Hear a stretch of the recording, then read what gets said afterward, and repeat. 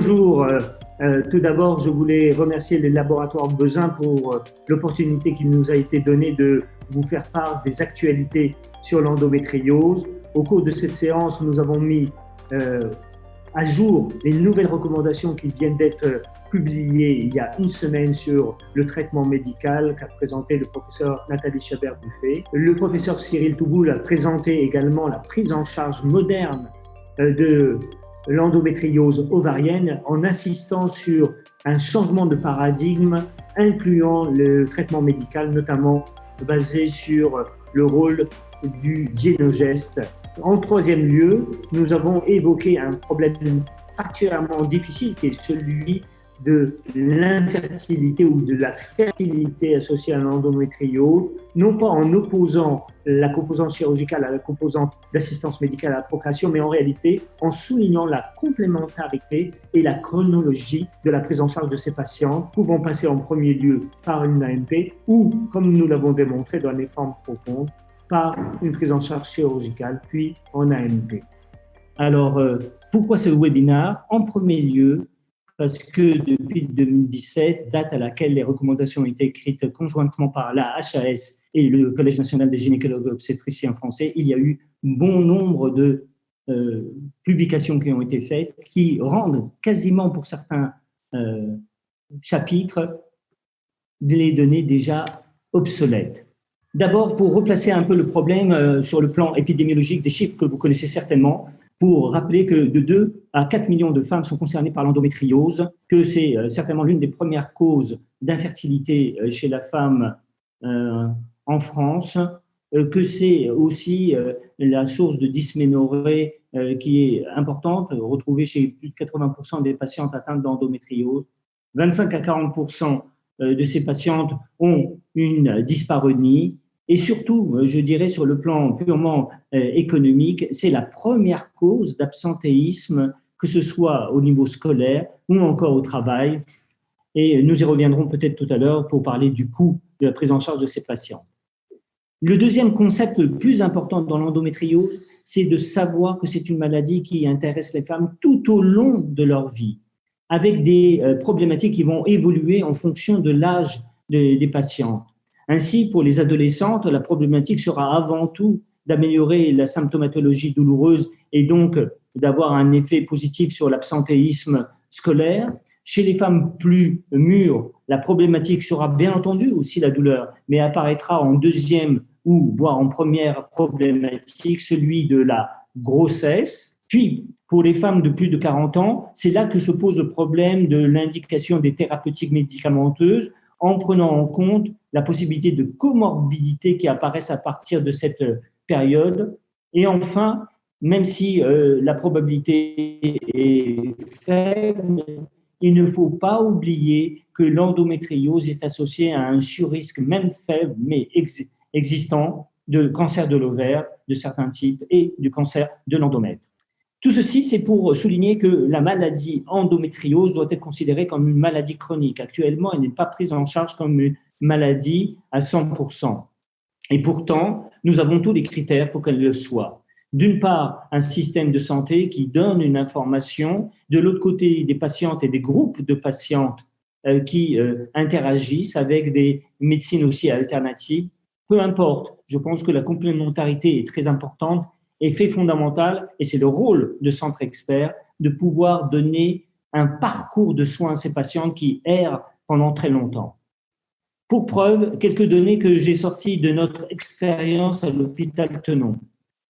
Plus de 60% des patientes sont opérées plus de 2 fois pour une endométriose avant d'être adressées dans un centre expert. Près de la moitié des patientes n'ont eu aucune information sur le risque d'infertilité associé à l'endométriose. Près de la moitié des patientes ayant une endométriose n'ont jamais eu une information sur les risques liés à la chirurgie.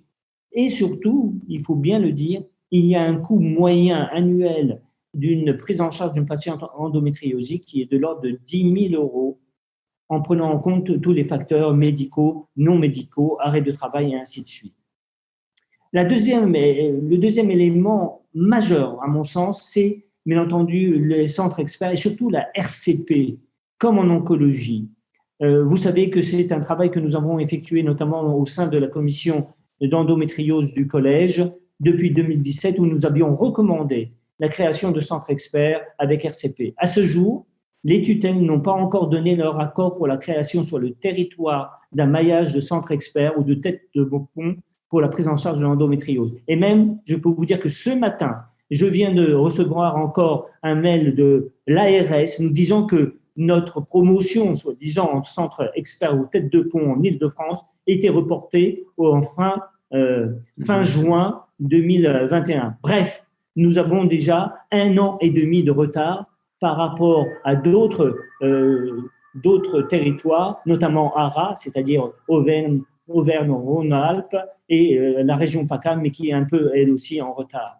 Donc là, il y a la nécessité, bien entendu, il y a la situation Covid qui modifie un peu la structure, mais il ne faut pas oublier que 10% de la population féminine est intéressée par cette pathologie.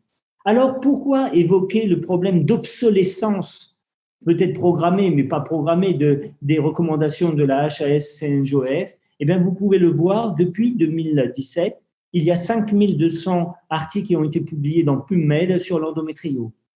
1264 revues de la littérature, mais beaucoup plus important, 210 méta-analyses qui, elles, peuvent impacter véritablement sur la prise en charge et surtout des essais randomisés, 217 qui, indiscutablement, et notamment dans le domaine de la chirurgie, modifient la stratégie.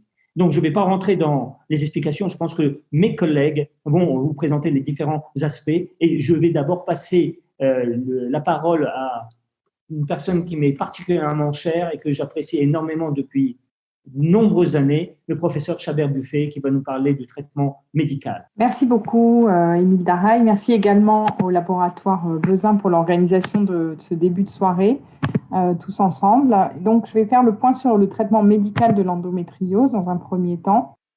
Et donc, vous allez voir que je vais m'inspirer pas mal des recommandations du CNJOF et de la Haute Autorité de Santé de 2017, même si M. Daraille vient de vous expliquer qu'elles étaient largement obsolètes, et aussi sur les aspects non hormonaux de cette prise en charge médicale, parce que ce sont des options que les patientes demandent de plus en plus. Et on va discuter un petit peu un certain nombre de points d'inquiétude qu'elles ont et de recommandations très récentes de la NSM, puisque ça date de quelques jours. Alors, je commence par une question. Est-ce que lors de la prise en charge d'une patiente qui a déjà été opérée d'une endométriose profonde sans atteinte urinaire ou digestive, est-ce que vous choisissez de mettre en place un traitement hormonal 21 jours sur 28 si cette patiente ne désire pas de grossesse dans l'immédiat, de mettre en place un traitement hormonal continu en l'absence de désir de grossesse, de mettre en place un traitement par analogue de la GnRH pendant 3 mois afin de limiter les risques de récidive post-opératoire? Vous prescrivez une IRM cérébrale si vous avez choisi un traitement hormonal qui est basé sur un progestatif macrodosé, comme l'acétate de chlormadinone, et éventuellement vous proposez un accompagnement par une thérapie non médicamenteuse telle que la relaxation, le yoga, l'acupuncture ou encore l'ostéopathie en cas de désir de grossesse notamment. Voilà, donc vous pouvez répondre à ce QCM qu'on reverra en fin de topo. Pour se faire une petite idée un petit peu de ce qu'on a en début et en fin de topo.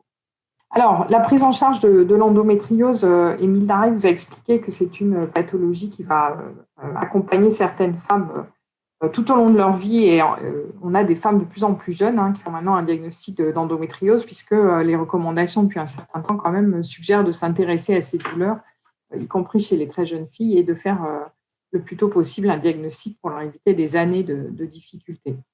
Alors, pourquoi un traitement médical? Donc, parce que c'est un des piliers de la prise en charge et ça va être une alternance de périodes de traitement médical et d'épisodes chirurgicaux. Néanmoins, les rechutes post-opératoires, y compris dans les très très bonnes équipes, peuvent survenir et en fonction des études, on peut même aller jusqu'à 50% de rechutes post-opératoires de la maladie. D'autre part, la chirurgie n'est pas toujours la bonne solution puisqu'on sait maintenant l'impact qu'elle peut avoir sur la fertilité, même si les stratégies chirurgicales ont beaucoup évolué pour minimiser cet impact. Donc, au fil de la vie des femmes, chez les très jeunes femmes, on va avoir combiner un désir de contraception avec le contrôle de la douleur. Puis plus tard, comme on l'a évoqué plus tôt, la douleur et le désir de grossesse. Et puis, en vieillissant, la douleur et l'apparition également de facteurs de risque qui vont potentiellement faire contre-indiquer un certain nombre de traitements hormonaux. Alors, ce traitement médical, il faut retenir qu'il est suspensif, c'est-à-dire quand on l'arrête, on s'expose à un risque de reprise évolutive, à l'inverse quand même de la chirurgie. Et il est contraceptif dans la plupart des cas, puisque la plupart des traitements sont des traitements hormonaux, donc anticonceptionnels. L'impact de ce traitement sur le long terme peut se poser, en particulier chez les adolescentes, quand on prescrit des thérapeutiques qui ne comportent pas d'estrogène. On pourrait avoir un impact sur le long terme au niveau de l'os, par exemple. Et puis, a émergé récemment, vous savez, cette problématique de l'apparition de méningiome. Donc, c'est l'incidence de méningiome, ce n'est pas uniquement de la prévalence. Et il a été confirmé qu'un certain nombre de macroprogestatifs augmentent le risque d'apparition d'un méningiome. Et puis enfin, l'interaction avec les comorbidités qu'a évoqué Émile Daraï plus tôt, en dehors des facteurs de risque vasculaire, il y a également une association avec des maladies auto-immunes notamment. Et par exemple, les papiers récents montrent une augmentation du risque de lupus érythémateux disséminé avec un risque multiplié par 2. Et donc, vous savez que cette pathologie contre-indique un certain nombre de prescriptions, notamment les estroprogestatifs, qui peuvent déclencher des formes sévères de la maladie. Alors, les recommandations disponibles, on en a un certain nombre. Pour les plus récentes, c'est celle de l'Institut d'excellence clinique britannique en 2017 et la même année, donc l'AHS et le collège conjointement. Et depuis, il n'y a pas eu de recommandation. De notre côté, à la PHP, on a mis en place un référentiel adapté à l'évolution de la littérature. Alors, je ne vais pas détailler tout ce qui a été écrit sur la partie gauche de la diapo, c'est extrait des recommandations britanniques. Et je voudrais insister sur ce qui figure sur cette page, qui sont premièrement la prise en charge globale des patientes. Et donc, on a parlé de réunions de concertation pluridisciplinaire. C'est une prise en charge qui va au-delà des différentes spécialités médicales et qui inclut également une prise en charge psychologique et une prise en charge par des thérapeutiques non médicamenteuses, physiques par exemple. J'ai cité le yoga, l'acupuncture, etc. L'autre information importante, c'est le tempo qui doit être soutenu pour soulager la douleur. C'est-à-dire qu'une femme qui n'est pas soulagée au bout de 3 mois doit être revue pour revoir la stratégie. En troisième lieu, il faut bien sûr définir les priorités. On a déjà beaucoup insisté là-dessus, et notamment, est-ce qu'il y a ou pas un désir de grossesse? Et enfin, la quatrième recommandation, c'est de s'appuyer sur des centres experts, comme on l'a déjà dit, et en particulier en cas d'atteinte profonde urinaire ou digestive qui peuvent nécessiter un avis chirurgical, et également chez les adolescentes où les spécificités des traitements hormonaux, comme par exemple le risque de carence estrogénique, sont importants à mettre en balance. Alors, sur la douleur elle-même, il faut l'évaluer, donc sa chronologie par rapport au cycle pour pouvoir adapter au mieux le traitement continu ou discontinu, par exemple. Et puis, il faut savoir identifier certaines douleurs, comme par exemple la douleur neurogénique, pour laquelle la réponse va être plutôt un traitement à base d'amitriptyline, plutôt qu'un antalgique de niveau 1 ou 2, ou encore un traitement hormonal qui ne sera pas forcément actif. Et puis également des patientes qui présentent une hyperalgésie avec une douleur chronique dans un contexte de sensibilisation et qui ont une discordance importante entre leurs symptômes et ce qu'on pourrait imaginer quand on voit leur imagerie. Et ces patientes-là sont celles qui bénéficient d'une prise en charge très largement multidisciplinaire.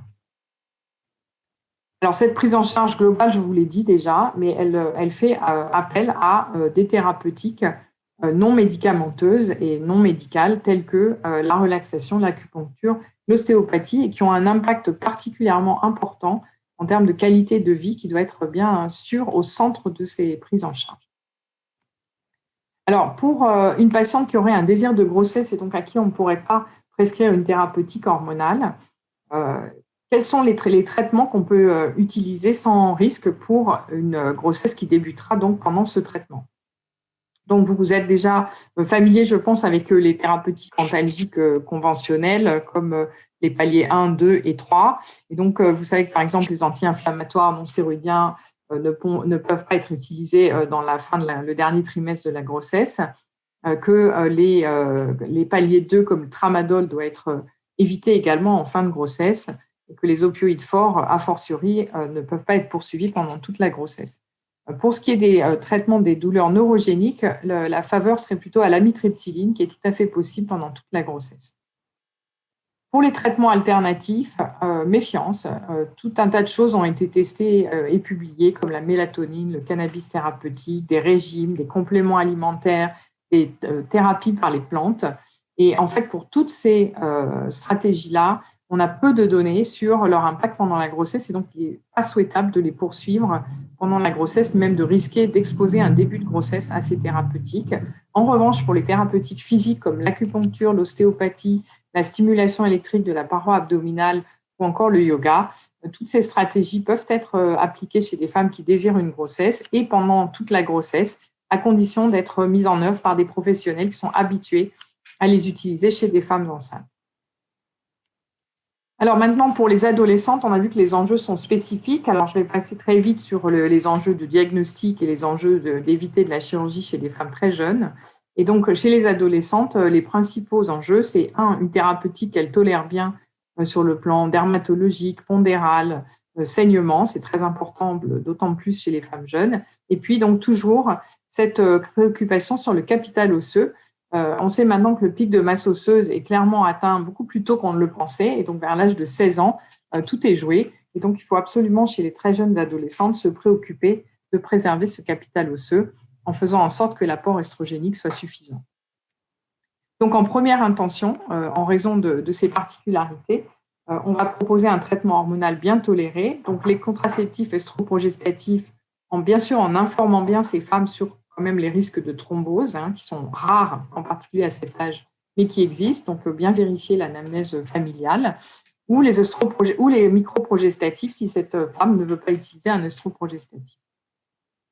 En cas d'échec de cette première ligne, il est recommandé de prendre un avis spécialisé pour pouvoir prendre une décision sur le traitement de deuxième intention qui, quelquefois, rarement, sera chirurgical, avec un risque de récidive malheureusement élevé, notamment en cas d'endométriome, ou médical. Et dans ce cas-là, les macroprogestatifs sont ici avec un point d'interrogation et clairement, ils sont sortis du champ très récemment, donc avec les nouvelles recommandations de la NSM, qui signalent que ces macroprogestatifs ne peuvent pas être utilisés en raison du risque de méningiome en deuxième intention. Il sera réservé après échec de toutes les autres stratégies, uniquement si c'est indispensable. Et dans le contexte de l'endométriose, l'acétate de chlormadinone, qu'on connaît plus sous le nom de Luthéran, est autorisé. L'acétate de nomégestrol, qui est le luténil, n'est plus autorisé dans ce contexte-là.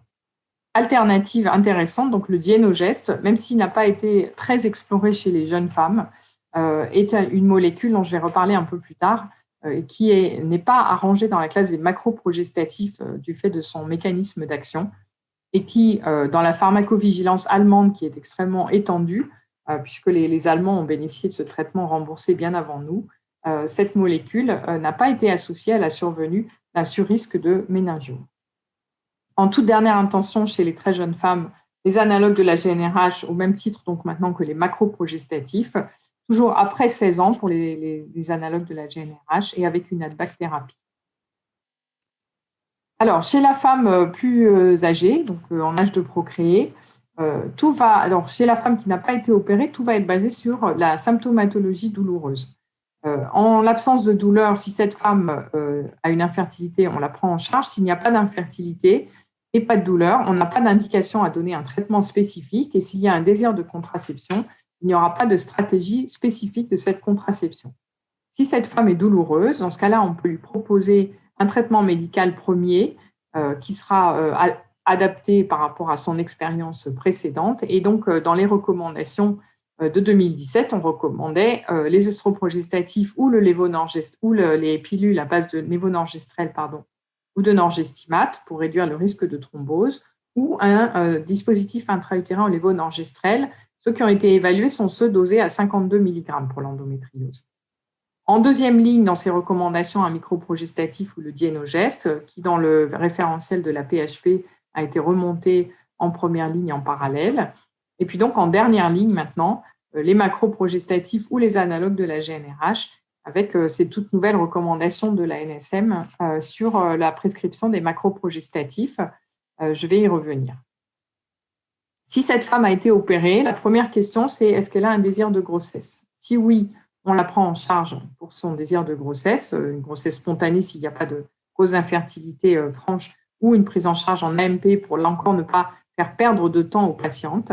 Et s'il n'y a pas de désir de grossesse, alors on propose systématiquement un traitement médical, soit un dispositif intra-utérin, un estroprogestatif ou un progestatif de la classe du dienogeste ou des microprogestatifs.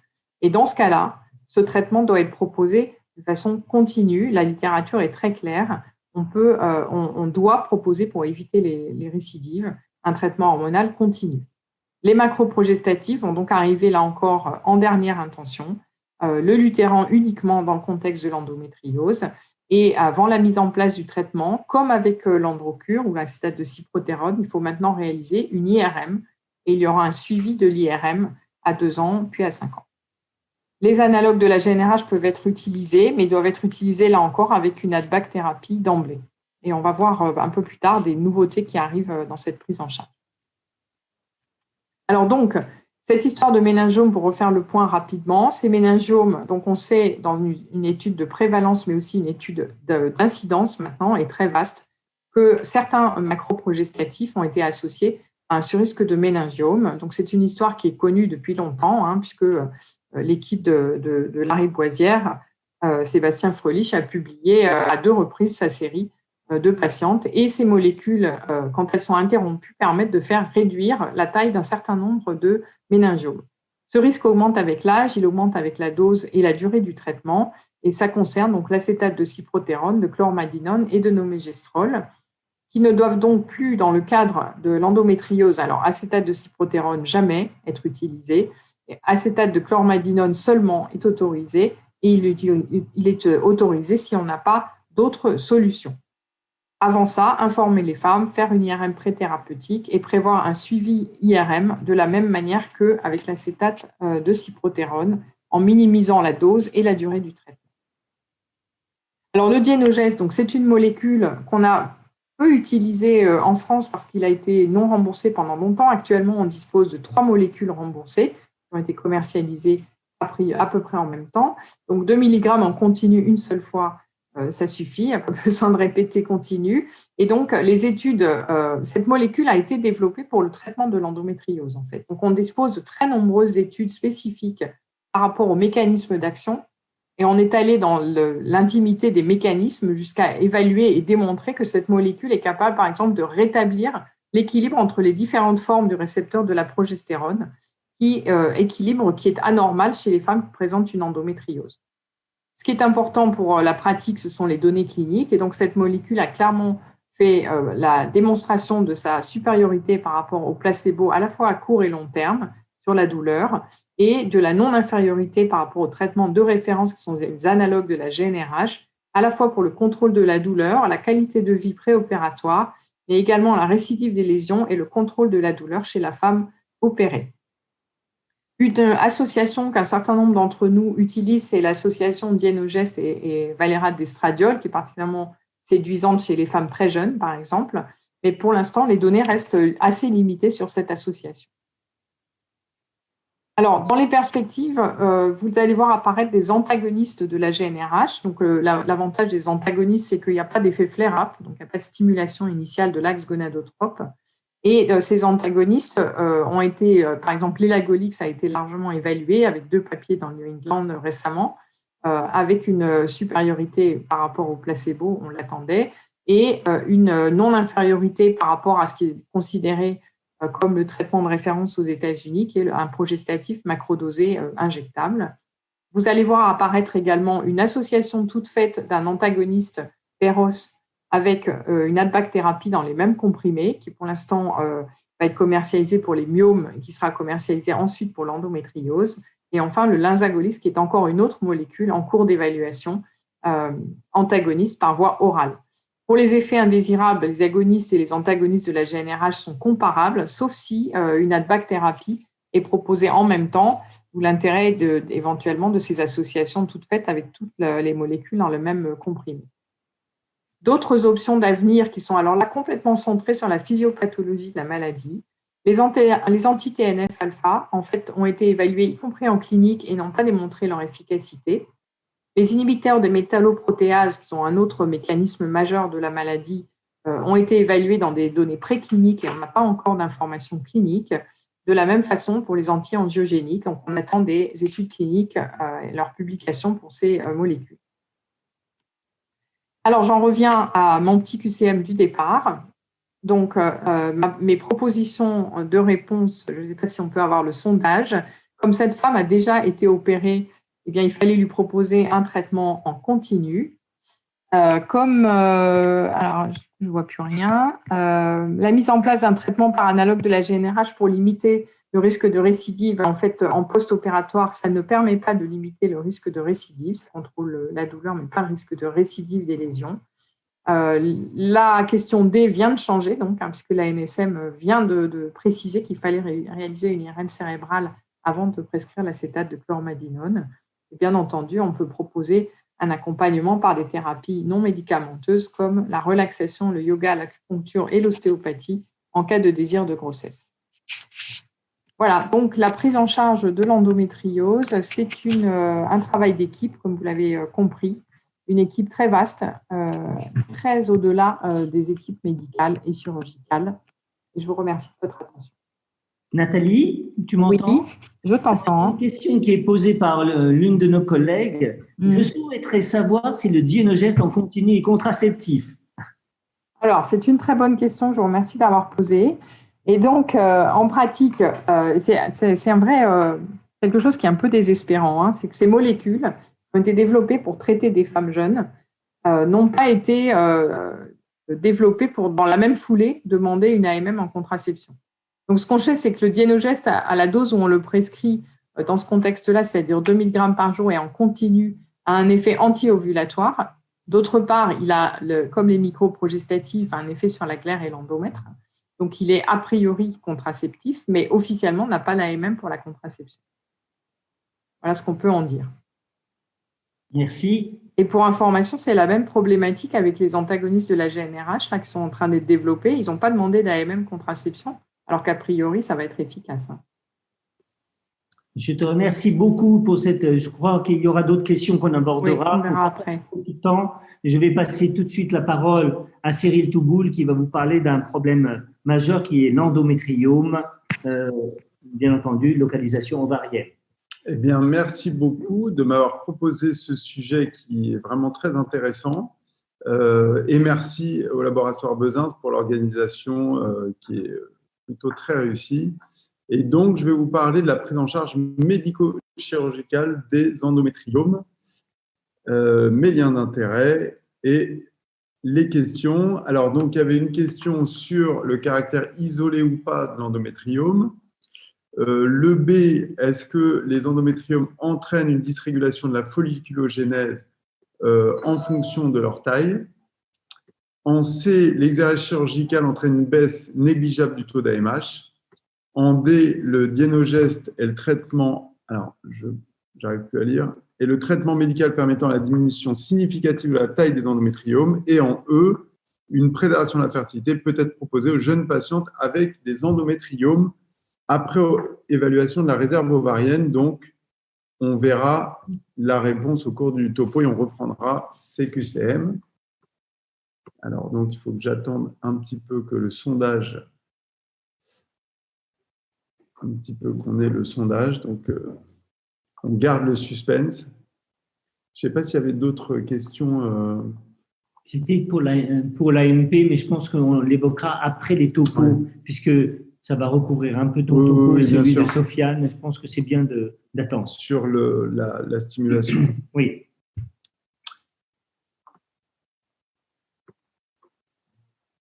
Alors, je pense que tant que le sondage n'est pas parti… Oui, il y avait une question sur le son qui n'était pas assez fort. Donc, j'aimerais bien savoir si le son, si vous m'entendez bien. Monsieur Touboul, on vous entend très très bien en tout cas, de notre côté. Je crois que vous pouvez poursuivre, vous pouvez fermer le sondage en fait, ça le ferme automatiquement. C'est moi qui dois fermer le sondage, pardon. Ok, alors c'est parti. Hop là, donc 3 formes d'endométriose. Annexielle, donc l'endométriose ovarienne, qui va nous occuper sur cette présentation. Donc, l'endométriome ou kyste ovarien endométriosique. L'endométriose superficielle, donc vous voyez sur la photo qu'on en a là des petits spots superficiels, et l'endométriose péritonéale ou profonde. L'endométriome, c'est la lésion la plus fréquente de l'endométriose. 17 à 44% des patientes qui ont une endométriose, donc très important, et 19 à 28% d'atteintes bilatérales. Donc, ce n'est pas du tout négligeable, et donc ça va impacter la prise en charge. Le plus souvent, ces endométriomes sont asymptomatiques, mais attention, ils sont rarement isolés, puisque dans 99% des cas, associés à d'autres localisations d'endométriose. Quel est l'impact de l'endométriose sur l'ovulation? Vous voyez dans cette étude publiée dans Human Reproduction que sur une cohorte de 70 patientes chez qui se sont amusés à mesurer l'ovulation, savoir dans quel ovaire il y avait une ovulation, eh bien, chez les patientes avec un endométriome, 30% d'ovulation du côté de l'endométriome.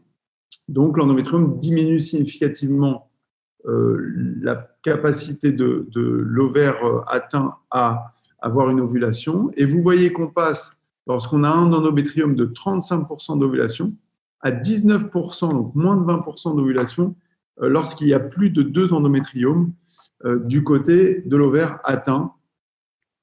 Donc, d'où cette diapo des recommandations sur l'impact de l'endométriome qui crée une inflammation chronique avec une diminution significative de la densité des follicules primordiaux, une dysrégulation de la folliculogénèse et qui est proportionnelle à la taille de l'endométriome, puisqu'il y a une différence significative de réserve des 2 cm de diamètre d'endométriome. Donc, baisse de la réserve ovarienne, ça c'est un niveau de preuve 2 lié directement à l'endométriose ovarienne.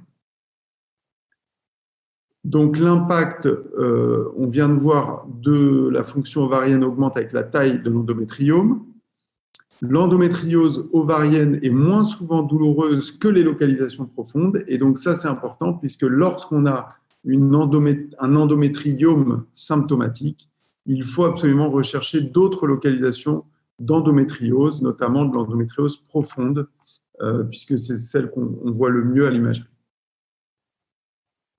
Alors, pour la prise en charge de l'endométriome, qui va, comme l'ensemble de l'endométriose, être pourvoyeur de douleurs d'une part, mais également potentiellement, on l'a vu, d'une infertilité, la prise en charge va essayer de soulager les douleurs tout en maintenant une réserve ovarienne, surtout chez des jeunes femmes qui ont un désir de grossesse en âge de procréer. On a à notre disposition les traitements médicaux, et il va falloir jongler avec les effets indésirables, et également la chirurgie. Et là, on va se poser la question, effectivement, de la réserve ovarienne pour la prise en charge. Concernant les traitements hormonaux, donc Nathalie Chabert a parlé longuement des traitements hormonaux, mais je vais revenir spécifiquement sur l'impact en cas d'endométriome. On a une réduction de volume des endométriomes sous contraception œstroprogestative. Le DIU au lévonorgestrel n'a pas été évalué. Et par contre, on a des données très récentes, qui sont plus récentes que les recommandations de 2017, sur le Dienogest. Donc, on va parler surtout de ces données récentes. Alors, tout d'abord, l'impact de la présence d'un endométriome sur l'ovulation. Vous voyez que, comme on a vu, sans traitement, eh bien, on aura moins d'ovulation spontanée. Et lorsqu'on a un traitement médical, eh bien, on va avoir une diminution de volume de l'endométriome, alors que sans traitement, on a plutôt une augmentation de volume des endométriomes. Maintenant, il y a différents types de traitements.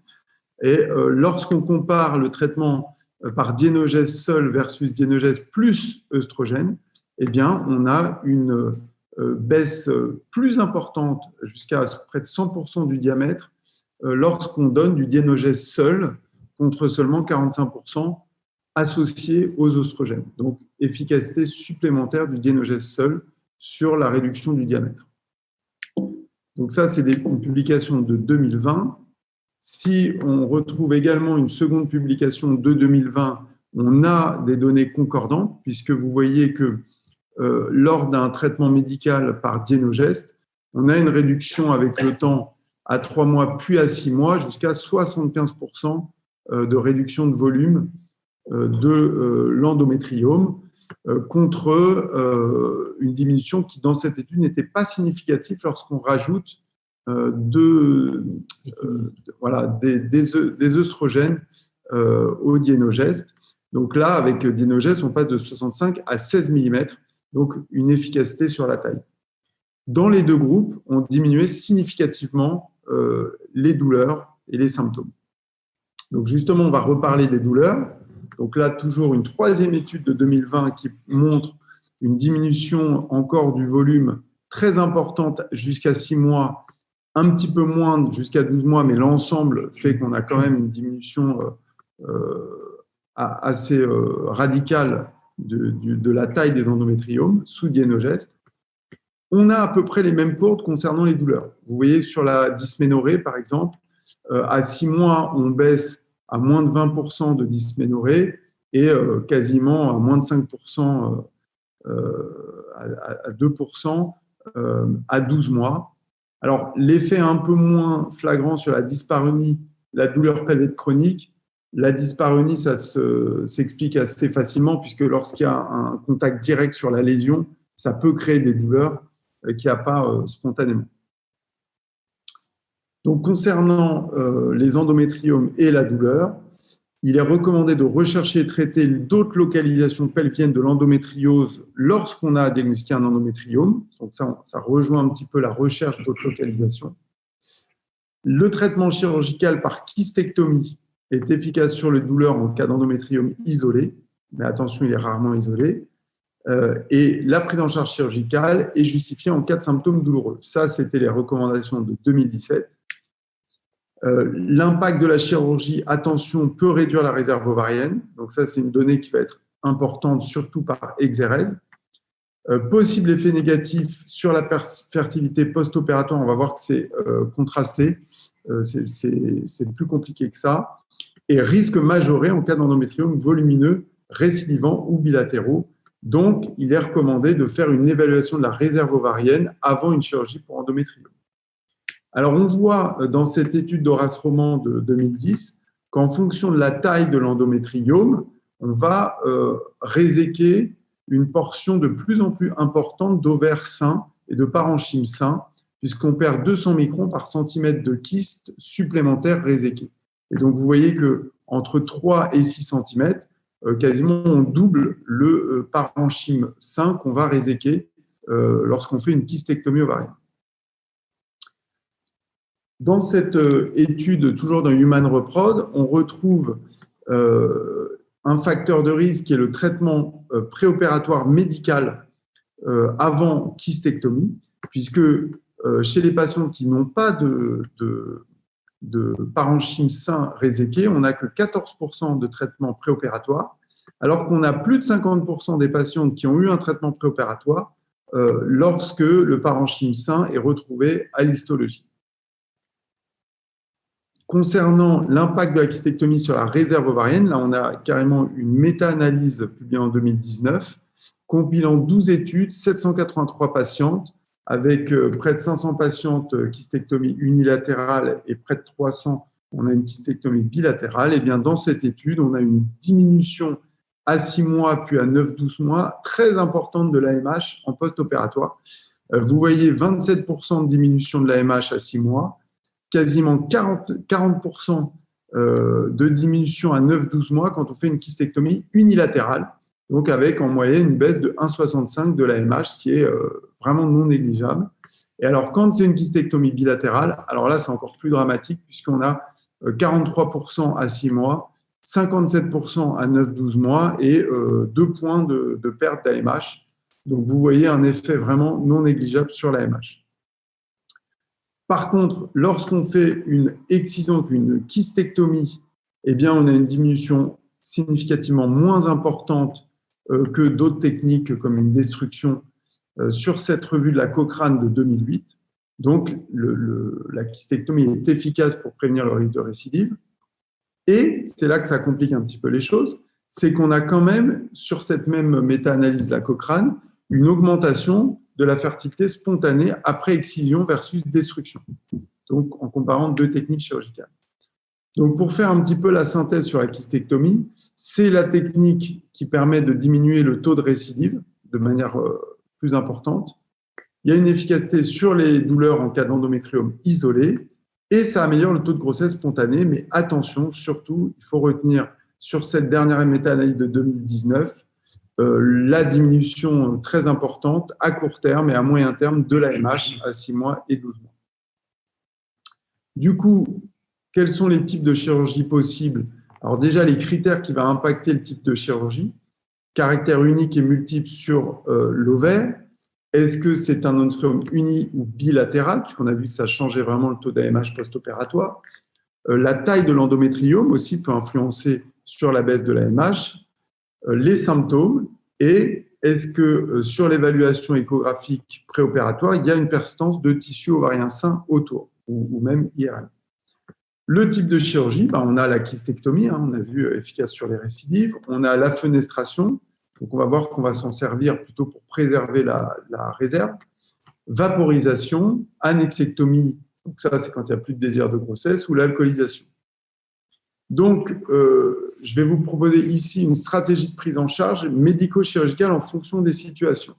Donc, lorsqu'on a diagnostiqué un endométriome, là, il faut absolument évaluer la réserve ovarienne, compte folliculaire en trop, mais surtout faire un dosage de l'AMH. Et 3 situations qu'on a identifiées, soit une patiente asymptomatique avec un enjeu de fertilité, donc une patiente jeune encore en âge de procréer. On peut faire un traitement premier par dienogèse qui va permettre de diminuer le volume de l'endométriome et ensuite proposer une préservation de la fertilité avant de reprendre un traitement par dienogèse pour toujours éviter l'augmentation de taille.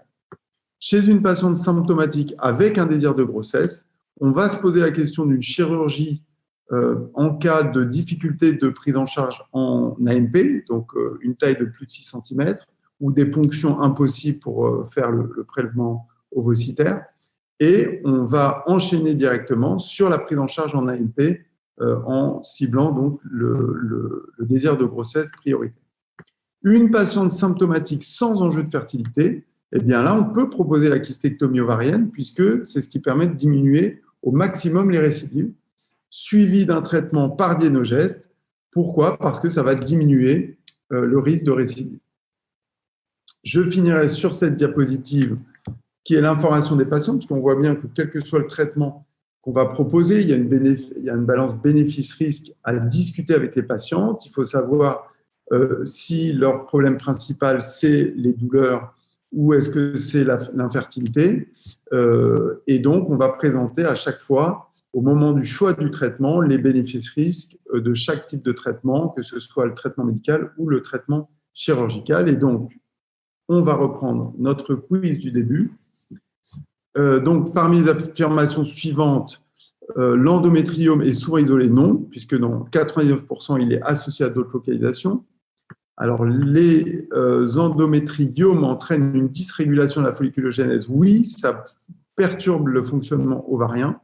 L'exérèse chirurgicale de l'endométriome entraîne une baisse négligeable du taux d'AMH? Non, une baisse très importante du taux d'AMH potentiellement. Le dienogèse et le traitement médical permettant la diminution significative de la taille des endométriomes? Oui, je pense qu'actuellement, c'est le traitement qui permet la baisse, diminution de taille la plus importante. La préservation de la fertilité peut être proposée, j'irais même dire, doit être proposée maintenant aux jeunes patientes qui ont des endométriomes, vu l'impact que ça a sur la fertilité. Donc, les réponses exactes étaient B, D, E. Je vous remercie de votre attention. Merci beaucoup, Cyril, pour cette belle présentation. Je regarde si il y a des questions qui relèvent de ta présentation. Alors là, il y a une question, mais je pense que c'est plus Nathalie. Le traitement médical a-t-il un effet sur l'évolutivité des lésions endométriosiques? Le traitement médical, ce qui a été évalué, c'est l'impact sur le risque de récidive des endométriomes ou des nodules de la cloison recto-vaginale si toutefois elle existe. Et c'est pour ces lésions-là et en post-opératoire qu'on a des informations. En revanche, sur l'évolution de la maladie non opérée, on n'a quasiment aucune réponse à donner à cette question. Une autre question qui est posée, est-ce que les sages-femmes peuvent prescrire le Dienogest? Alors, dans la liste, dans le Vidal, d'après le Vidal, les sages-femmes peuvent prescrire l'association Dienogest valérate d'estradiol, mais pas le Dienogest tout seul, de façon très paradoxale. Officiellement, ce n'est pas encore le cas. Ça ne devrait pas tarder, à mon avis. Ah, risque de dégénérescence de l'endométriome. C'est une question qui est chère au professeur Daray, que je laisse répondre. C'est toujours le même problème des endométriomes. Bien entendu, ce que l'on sait, c'est qu'il y a un surrisque de cancer de l'endomètre, de l'ovaire chez les patientes ayant un endométriome. Le risque est relativement faible, on l'estime autour de 1 à 2%, mais ce n'est pas négligeable. En tous les cas, le risque relatif est augmenté par rapport à la population générale, indiscutablement. Je pense qu'il ne faut pas quand même les stresser des patientes lambda, c'est-à-dire que la patiente tout venant avec un endométriome, il ne faut surtout pas lui parler de risque de cancer. Mais sur un aspect atypique de l'endométriome avec une végétation, il ne faut pas hésiter à demander un avis d'expert et faire une IRM. D'ailleurs, c'est dans les recommandations. Tout à fait.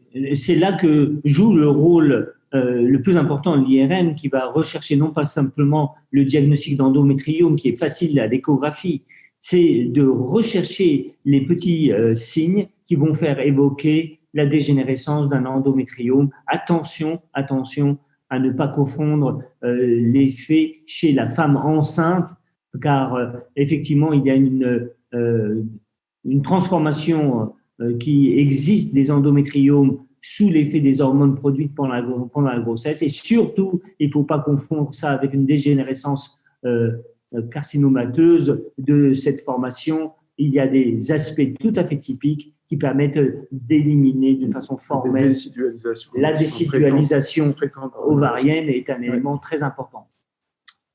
Alors, oui, on va passer peut-être, parce que là, il y a la procréation, et puis on terminera après sur les autres questions. Sofiane, qui va présenter un très beau topo qui intéresse toutes les femmes, et j'aime bien ton titre, endométriose et fertilité, car souvent, on utilise plus souvent le terme infertilité.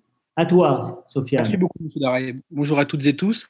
Je vais m'associer à l'ensemble de l'équipe de Tenon pour remercier les laboratoires Bezin de nous avoir permis à la fois de discuter et d'aborder un certain nombre de points sur l'endométriose.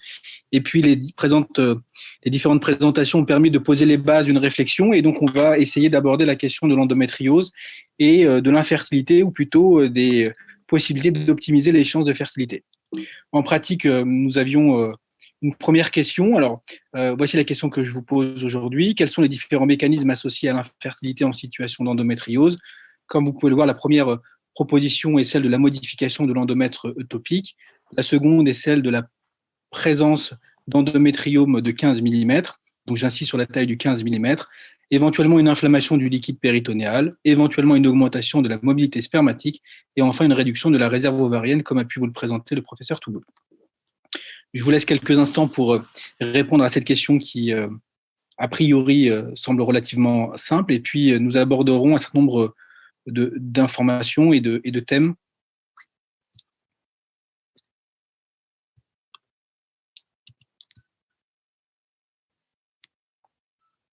Alors, je ne sais pas si c'est à moi de fermer le sondage ou pas forcément. Pas forcément. Oui, c'est à toi, je pense. Et comme ça, après, tu peux avancer. Super. Donc, le point important, cette thématique de l'endométriose et de la fertilité, elle est relativement complexe puisque, comme vous le savez, on a évidemment des données dans la littérature, mais ces données reposent sur des niveaux de preuve qui sont pour l'instant relativement faibles pour un certain nombre de thèmes. Et bien qu'il existe un certain nombre de recommandations qui s'appuient sur ces différentes études, qui présentent un certain nombre de limites qu'on pourra éventuellement rediscuter, il y a actuellement sur cette thématique de la prise en charge de l'endométriose profonde en situation d'infertilité très peu de niveaux de preuve 1. Une fois que j'ai posé les bases de cette réflexion, on peut considérer que finalement les mécanismes à l'origine de l'infertilité chez les femmes présentant l'endométriose peuvent être regroupés globalement sous 4 gros plans. Le premier qui est celui des difficultés d'ovulation. Alors, vous avez vu qu'on pouvait avoir une diminution princeps de la réserve ovarienne, mais on pouvait aussi avoir des conséquences liées à la chirurgie de ces endométriomes. Vous avez dans ce contexte un certain nombre d'altérations de la libération ovocytaire. Vous pouvez aussi avoir des troubles de la fécondation qui sont marqués essentiellement par des difficultés d'altération de la rencontre entre les ovocytes et les spermatozoïdes, probablement en rapport avec la présence d'hydrosalpinx ou d'hydrohématosalpinx ou éventuellement d'endométriose tubaire. Vous avez des altérations mécaniques qui sont liées à la modification de l'ensemble de l'anatomie du pelvis dans les endométrioses assez évoluées. Et enfin, vous pouvez avoir des troubles de l'implantation embryonnaire qui s'expriment essentiellement en rapport avec l'adénomiose. Une fois que l'on a évoqué l'ensemble de ces bases et ces mécanismes de l'infertilité, vous comprendrez relativement bien qu'il n'est pas toujours si simple que ça de trouver une étiologie pour chaque patiente. Et la principale difficulté, ou en tout cas le chiffre à retenir, c'est qu'en situation situation de conception spontanée, on estime que globalement, en situation d'endométriose, le ratio est d'environ 10%. Et donc, c'est devant ces situations d'infertilité avec des taux de grossesse spontanée relativement faibles que les recommandations ont été émises, et notamment sur un point essentiel qu'il était impératif d'envisager une prise en charge de ces patientes en situation d'infertilité qui désiraient une grossesse. Alors, le débat est ancien et puis chaque année réactualisé. Vous savez qu'il existe globalement deux grands cadres de prise en charge, soit une aide médicale à la procréation, soit éventuellement une aide prise en charge chirurgicale ou médico-chirurgicale. Et finalement, ces deux stratégies de prise en charge mettent en lumière quatre grandes thématiques. D'une part, les résultats de ces différentes stratégies. D'autre part, quelle est la balance bénéfice-risque de l'une ou l'autre de stratégies dans ce contexte. Enfin, peut-être qu'il n'existe pas qu'une stratégie, mais un timing global et une stratégie globale à mettre en place. Et enfin, est-ce qu'il existe des pistes de prévention ? Si nous avons le temps, nous les évoquerons. Je vous propose donc de décliner chacune de ces thématiques avec, dans un premier temps, les résultats de l'aide médicale à la procréation sur des ratios. Donc, nous avions fait une synthèse de la littérature sur ce sujet. Et vous voyez, par exemple, que lorsqu'on parle d'endométriose profonde, sans atteinte digestive, les taux de grossesse et les taux de naissance vivante sont globalement, en cas de réalisation d'une fécondation in vitro en première intention, d'environ 40 et 30% respectivement. Lorsqu'on s'intéresse aux endométrioses profondes avec des atteintes digestives, vous voyez que les ratios de taux de grossesse et de taux de naissance vivante sont un petit peu moindres, donc 30%, et peuvent atteindre parfois, après 3 cycles de prise en charge, environ 50%. Retenons globalement qu'en situation d'endométriose avec atteinte ou sans atteinte digestive, les taux de grossesse sont globalement de 30 à 40%. Premier chiffre clé. Deuxième chiffre clé, c'est de considérer que les patientes qui bénéficient d'une prise en charge première en aide médicale ont globalement environ les mêmes chances de grossesse que n'importe quelle autre infertilité, à la fois une infertilité tubaire ou éventuellement une infertilité masculine. C'est un travail qui avait été réalisé ici par le docteur Mathieu Dargent, et globalement, vous voyez qu'il n'y a pas de différence. En réalisant une FIV en première intention, nous arrivons à des taux tout à fait similaires. Troisième point important, c'est sur la base de ces différentes données que les recommandations, finalement, ont statué les choses suivantes. Dans un contexte d'infertilité lié à une endométriose profonde non opérée, une FIV-ICSI pouvait être proposée pour augmenter les taux de grossesse et de taux de naissance vivante avec un niveau de preuve qui relevait d'un grade B. Et globalement, la place de la chirurgie dans ce contexte, elle était uniquement dans le seul but d'augmenter les résultats et qu'elle était non recommandée. Et comme a pu vous l'évoquer M. Daraï, vous voyez que ces recommandations qui datent de 2017 sont quelque peu obsolètes effectivement sur cette thématique, et nous allons voir un petit peu pourquoi et comment elles sont obsolètes. Alors, est-ce qu'il existe des raisons de se passer de l'AMP en première intention? Alors, j'ai trouvé des bonnes et des mauvaises raisons, mais disons que j'ai un parti pris, mais disons qu'on va essayer de décliner chacune de ces bonnes et mauvaises raisons. La première d'entre elles, vous voyez que ce travail de registre fait par des Danois, donc des données de registre très solides, très robustes, rapporte des éléments très simples. Lorsque vous faites une aide médicale à la procréation chez une patiente présentant une endométriose, vous augmentez chez elle, de façon significative, le taux de prématurité, le taux de fausse couche, le taux de placenta prévia et le taux de retard de croissance et évidemment le taux de césarienne, qu'on pourrait éventuellement rediscuter. Premier élément d'information. Deuxième élément d'information, bien que cela fasse débat, très souvent en situation de stimulation chez des patients présentant une endométriose profonde, avec ou sans atteinte digestive. Alors il y a des travaux qui nous disent qu'il n'y a pas de modification de la qualité de vie, comme ce que j'ai pu vous présenter ici, et ces travaux sont contredits par d'autres données qui disent que parfois, en situation de stimulation, les patientes voient apparaître une modification de leurs symptômes et voire une exacerbation très importante de leurs symptômes. Donc, discutable. Troisième point, le coût, mais alors pas le coût en termes de coût pécunier, mais le coût en termes de conséquences sur la vie des gens. On voit bien que réaliser une aide médicale à la procréation peut avoir des conséquences sur l'ensemble de la famille. Si vous prenez en compte à la fois les consultations, le temps passé à se soigner, le temps passé au téléphone pour comprendre les médicaments et leur administration, et puis le nombre d'arrêts de travail, vous voyez que finalement, réaliser une aide médicale en première intention n'est pas si simple que ça. Dernier point, il y a un certain nombre de travaux qui mettent en évidence que ce parcours d'aide médicale à la procréation n'est pas si simple et on voit un certain nombre de couples soit s'arrêter au cours de ce processus, soit voir apparaître une modification des symptômes qui vont avoir finalement mettre fin à leur projet de grossesse. Donc toutes ces conséquences-là doivent être prises en compte pour se poser finalement la question de la vraie stratégie à proposer à ces patientes. Alors, finalement, oui, se passer de l'AMP, dans certaines situations, pourquoi pas? Est-ce qu'il y a une alternative crédible? Et on va essayer de voir dans quelle mesure la chirurgie peut être une alternative crédible dans certains cas. Alors, vous voyez bien qu'il y a différents timings à cette chirurgie, soit initialement avant toute prise en charge, avec l'idée derrière de pouvoir améliorer la notion de conception spontanée chez des patientes infertiles. Est-ce qu'on peut l'envisager en pré-fécondation in vitro? Y a-t-il la place à la chirurgie en échec de fécondation in vitro? Et enfin, est-ce qu'on est toujours obligé d'opposer la chirurgie à l'AMP et n'y a-t-il pas la place à la combinaison des deux? En pratique, la notion de conception spontanée, vous voyez que là, je vous ai rapporté la grille du score FI qui finalement permet chez les patientes sans atteinte digestive de mettre en évidence une chose, les courbes suivantes de courbes cumulatives de grossesse chez des patientes présentant une endométriose profonde sans atteinte digestive. Et on constate quoi?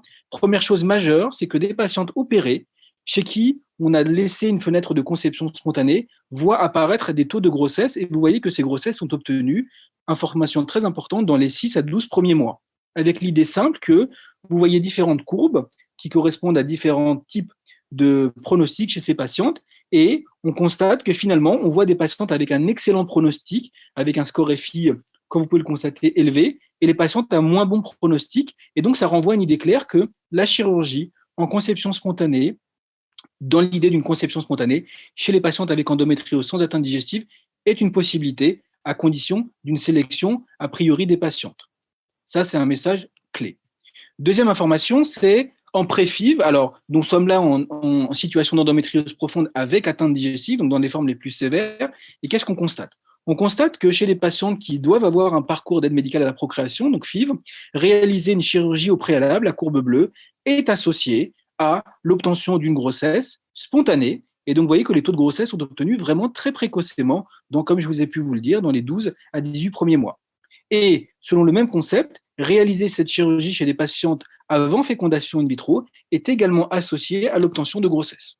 Donc, finalement, on voit que le concept d'une chirurgie préconceptionnelle, soit spontanée, soit pré-FIV, tient la route, notamment avec cette idée de sélection des patientes au préalable. Dernier point important, est-ce qu'il y a la place à la chirurgie en cas d'échec de la fécondation in vitro? Nous avons sur ce travail réalisé par une équipe également experte en endométriose, le point fondamental qui est que chez des patientes qui auraient bénéficié d'une fécondation in vitro première, soit pour des raisons multiples et variées qu'on pourrait rediscuter, on voit qu'il n'y a pas d'obtention de grossesse. Est-ce qu'il y a la place à une chirurgie dans ce contexte? La réponse est oui. Et on voit qu'il y a des éléments décisionnels. Ces éléments-là sont clés, sont l'âge des patientes au moment de la chirurgie, leur réserve ovarienne et puis évidemment le phénotype de l'endométriose, à savoir il y a une atteinte digestive ou pas et l'extension de celle-ci. Point important, vous savez qu'on a plutôt tendance à opposer la chirurgie à la fécondation in vitro. Alors sur ce travail, nous avions évalué la possibilité de comparer les deux et on s'était rendu compte que finalement, notamment en situation sans atteinte digestive, que la comparaison de la fécondation in vitro à la chirurgie permettait de mettre en évidence l'obtention de taux de grossesse et de taux de naissance vivante largement et significativement plus élevés chez les patientes qui avaient bénéficié d'une chirurgie en première intention.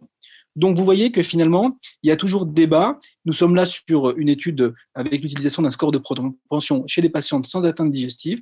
Et si on fait le même travail avec les patientes avec atteinte digestive, vous voyez, les résultats sont assez significatifs puisque nous avons à la fois des taux de naissance vivante à 3 cycles de près de 70% chez les patientes opérées en première intention et ayant bénéficié d'une FIV versus environ 60% dans l'autre groupe.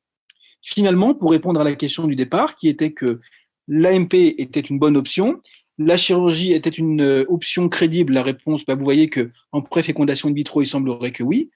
Pour optimiser les chances de conception spontanée pour certains couples, la réponse est oui. Post-échec de FIV, pourquoi pas? Et en comparaison à la FIV, bien que le niveau de preuve ne soit pas un niveau de preuve 1 basé sur un essai randomisé, on a des données rétrospectives ajustées avec des modèles statistiques qui semblent nous orienter plutôt pour cette possibilité à condition d'une hypersélection et le choix de bons critères.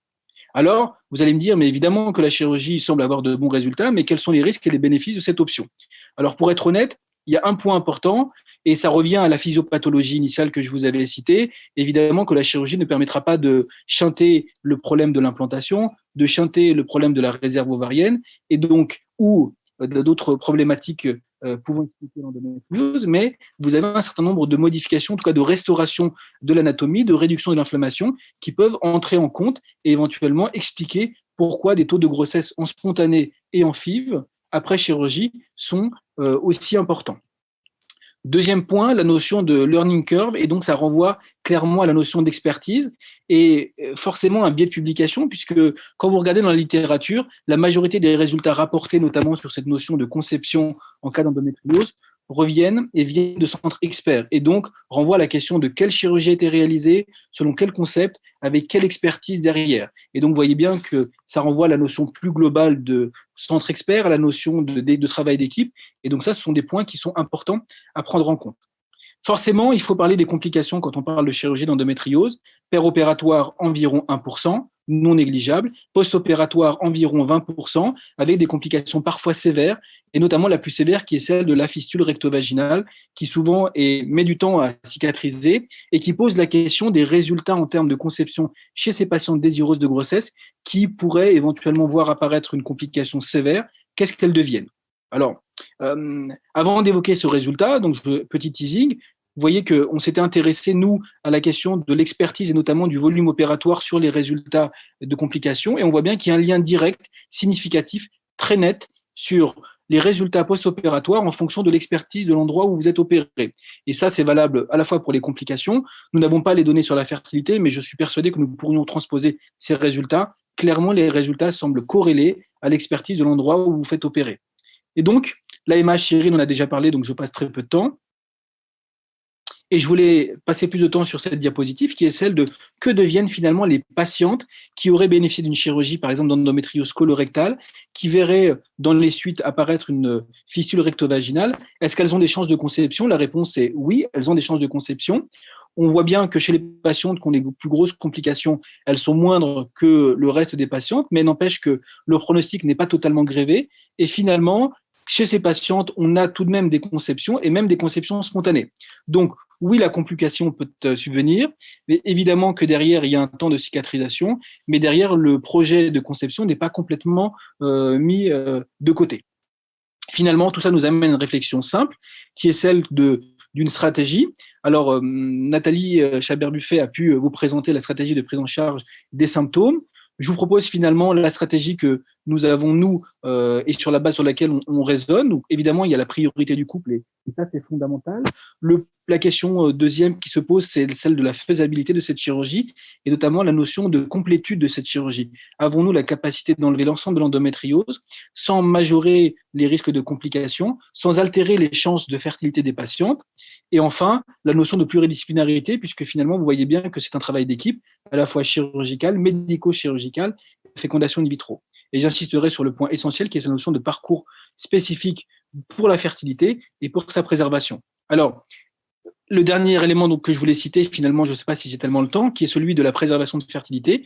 Cyril, professeur Touboul, a pu vous évoquer que chez les patients jeunes avec des endométriomes ou des endométrioses profondes, polysymptomatiques ou symptomatiques, cette notion devait être maintenant mise en avant.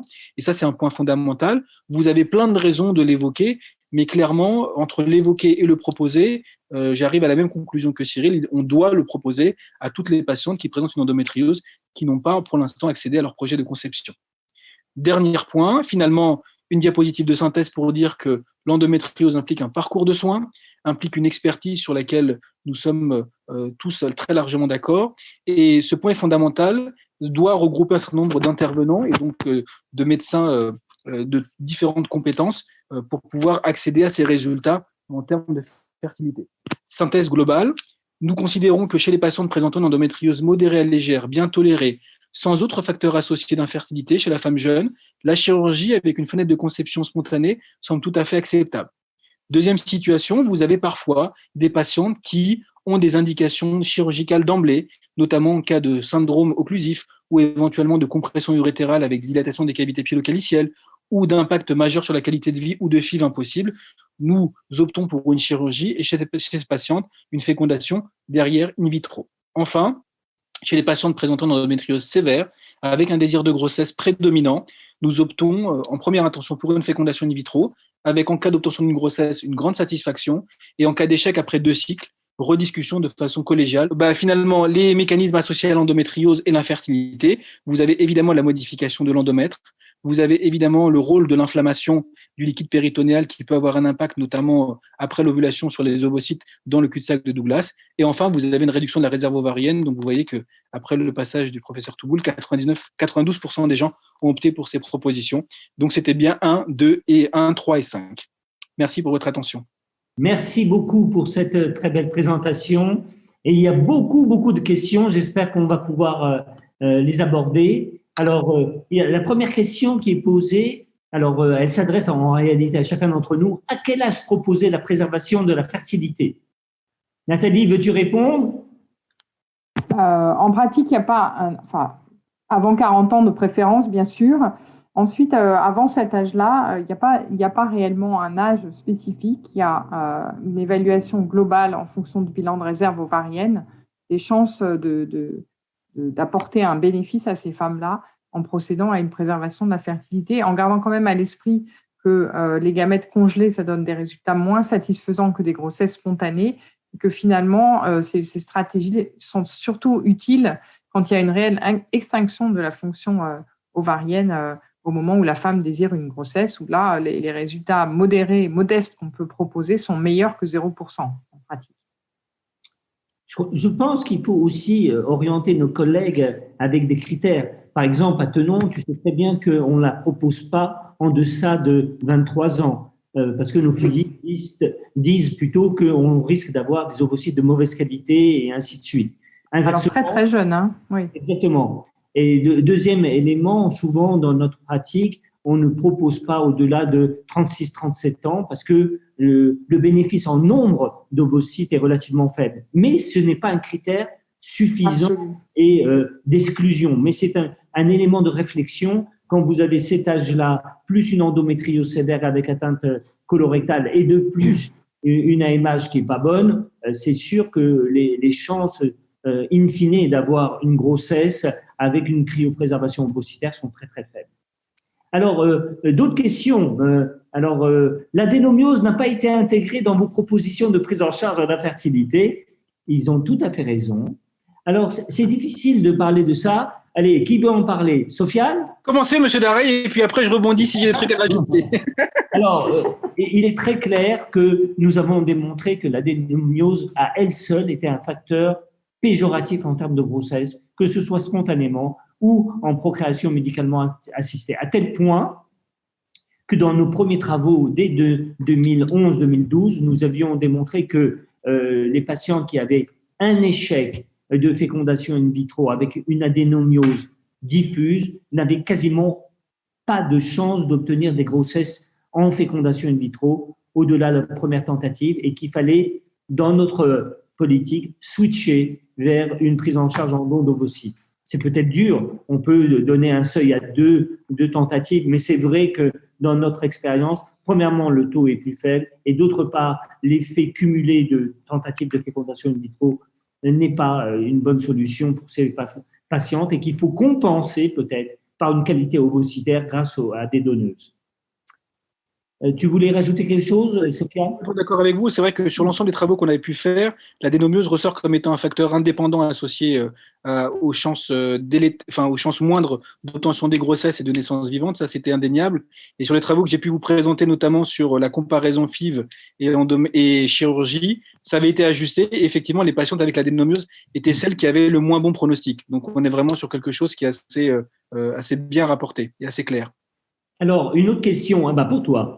Sofiane, Merci pour votre présentation. Dans le cadre d'une endométriose profonde, avec un endométriome de taille importante, faites-vous une chirurgie uniquement de l'endométriome pour favoriser la réponse à la stimulation en fécondation in vitro, ou pour vous, il faut, si on y va, faire le traitement le plus complet de l'endométriose?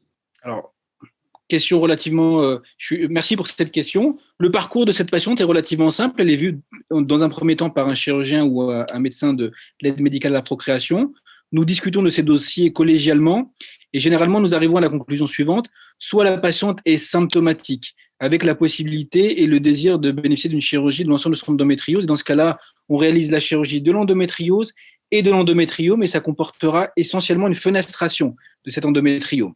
Soit la patiente considère que finalement la chirurgie de son endométriose est à mettre à un second plan et dans ce cas-là, on fait une chirurgie dite à minima qui consiste à fenestrer l'endométriome dont vous parlez et puis derrière réaliser la fameuse stimulation pour faciliter à la fois la ponction mais aussi les résultats en termes de nombre d'ovocytes et de qualité ovocytaire. Donc en réalité, oui, nous nous occupons de l'endométriome au minimum. Une autre question qui est proposée, XI 7 fois, protocole ultra long, antagoniste, en moyenne 3 à 4 embryons par stimulation, échec d'implantation, karyotype et bilan de thrombophilie sans anomalie, que proposez-vous? Alors franchement, cette question, elle est très, très difficile. On voit que c'est quelqu'un qui connaît bien la situation. Eh bien, malheureusement, je n'aurai pas de réponse définitive. Alors c'est vrai qu'avec nos collègues internistes, les clients, mais aussi nos collaboratrices, notamment notre Kamila Kolanska, eh bien, on a travaillé sur les corticoïdes, on a travaillé sur les intralipides et ainsi de suite. Les résultats restent modestes, il faut bien le dire. Toutes les molécules que nous essayons actuellement sont, je dirais, non pas décevantes, c'est dur de dire ça, mais je dirais avec un résultat qui est très limité. Voilà, une autre question. Patiente de 40 ans, infertilité primaire de 10 ans, endométriose profonde sans atteinte digestive, opérée il y a 7 ans. Je pense que la question est, que faisons-nous? Je dirais que là, est-ce que quelqu'un veut se prononcer? Sofiane? Opérée il y a 7 ans, mais de quoi? Comment? Que reste-t-il? On peut évaluer les choses. Eh bien, je suis tout à fait d'accord, c'est vraiment le problème, parce que si elle a une très bonne réserve ovarienne, si elle a une fonction tubaire qui est favorable, why not pour la chirurgie? Même si le bénéfice, dans notre expérience, est moindre chez ces femmes que chez les femmes plus jeunes. En clair, pour vous, on sait que le bénéfice il diminue d'une façon dramatique au sens anglo-saxon, au-delà de 37 ans. Donc, nous réservons plutôt chez les femmes plus jeunes. Une autre question très intéressante, l'alcoolisation des endométriomes a-t-elle une place avant une FIV? Alors ça, c'est une vraie question. D'abord, il faut savoir que le niveau de preuve de l'intérêt de l'alcoolisation est faible. Ce sont que des petites études avec des biais qui sont très importants. Quoi qu'il en soit, on se retrouve quand même chez des patients qui ont des récidives d'endométriome et qui doivent bénéficier d'une fécondation in vitro. Pour nous, c'est certainement l'une des rares indications que l'on peut reconnaître à l'alcoolisation. Autre question. Le temps de prescription de Dienogest. Oui, alors, une autre question, ça c'est pour l'un d'entre nous. Combien de temps doit-on prescrire le Dienogest avant une préservation de la fertilité? 6 mois, point d'interrogation. Je pense que c'est en rapport avec le diagramme de temps, mais ça dépend déjà, est-ce qu'il y a une indication à le prescrire, puisque si on veut faire d'emblée une prise en charge en fertilité, on peut. C'est si on a une patiente qui nécessite une diminution de taille de l'endométriome et qui est plutôt jeune, puisque dans ce cas-là, on se laisse du temps avec une diminution rapide au bout de 6 mois et un complément de diminution jusqu'à 12 mois qui est prouvé dans la littérature. Au-delà, on ne sait pas. Peut-on proposer une IAC à une femme endométriosique? Doit-on traiter une adolescente asymptomatique, je suppose, avec une endométriose profonde? Donc, on va dissocier. Peut-on proposer une IAC à une femme endométriosique? Qui veut répondre? Eh bien, la réponse… elle est indirecte. L'IAC peut être une indication, mais chez des personnes ayant une endométriose dite de stade 1 ou 2, c'est-à-dire légère. Pour les autres formes profondes, il n'a pas été prouvé que les stimulations ou encore les inséminations intra-utérines ou avec conjoint ont montré un bénéfice, même si les résultats ont été présentés encore tout récemment sur des séries rétrospectives où ils rapportent des taux de grossesse de l'ordre de 12 à 16%. Je pense que pour bon nombre de patientes, c'est un désespoir et un bénéfice en termes de taux de grossesse qui est tellement faible qu'il faut savoir switcher assez rapidement vers la fécondation in vitro. Alors, il y avait encore une autre question. Cyril, tu avais vu? Doit-on traiter, ça c'est pour toi, Nathalie, doit-on traiter une adolescente asymptomatique ou symptomatique? Je ne sais pas s'il est… symptomatique, oui. Oui. Asymptomatique, non. Voilà. Parce qu'on n'a pas la démonstration que le traitement médical a un impact chez une femme non opérée sur l'évolution de la maladie. S'il n'y a pas de demande de contraception et qu'il n'y a pas de douleur, il n'y a pas de raison de prescrire un traitement. Très bien. Alors, je lis encore une autre question. Alors, il y a écrit protocole de stimulation en cas d'endométriose. L'agoniste garde encore une place? Point d'interrogation. Ben, ce n'est pas si facile à répondre à cette question qui paraît simple. Je pense que d'abord, il manque parmi nous un vrai FIViste qui serait capable de répondre à cette question. Je dirais que pour moi, mais je m'avance, l'agoniste, oui, sa place, elle est difficile à définir. En tous les cas, pour moi, elle est difficile à définir. Je pense qu'une jeune femme comme Kamila Kolanska ou encore Emmanuel Mathieu d'Argent serait plus à même de répondre. Je garderai de côté cette question et si vous le voulez bien, je la soumettrai dès demain à notre staff multidisciplinaire pour vous donner une réponse. Après, pour toutes ces prises en charge, c'est vrai qu'on discute beaucoup entre nous en fonction du caractère symptomatique ou non. Comme l'a rappelé Sofiane, en fonction du type d'atteinte, est-ce qu'il y a une atteinte digestive ou non, donc des complications attendues des chirurgies. Donc, quand on choisit le timing entre nous, on choisit beaucoup en fonction aussi de tout un tas de paramètres qu'on discute en staff. On me fait savoir que le temps est écoulé pour ce webinaire. Je voulais terminer en disant deux choses. Premièrement, remercier vraiment Bezin pour son aide et pour avoir organisé ce webinaire. Et d'autre part, puisque je sais que nous avons un beau succès, puisque si j'ai bien compris, il y a près de 800 personnes qui ont participé à ce webinaire. Mille merci à vous tous de nous faire confiance et vraiment, nous serons très heureux de récidiver dans ce type d'expérience et partager vos questions, même peut-être avant un webinaire, de telle façon à pouvoir y répondre de façon orienter nos topos. Merci à tous. Merci beaucoup. Merci, bonne soirée. Au revoir. Bonne soirée.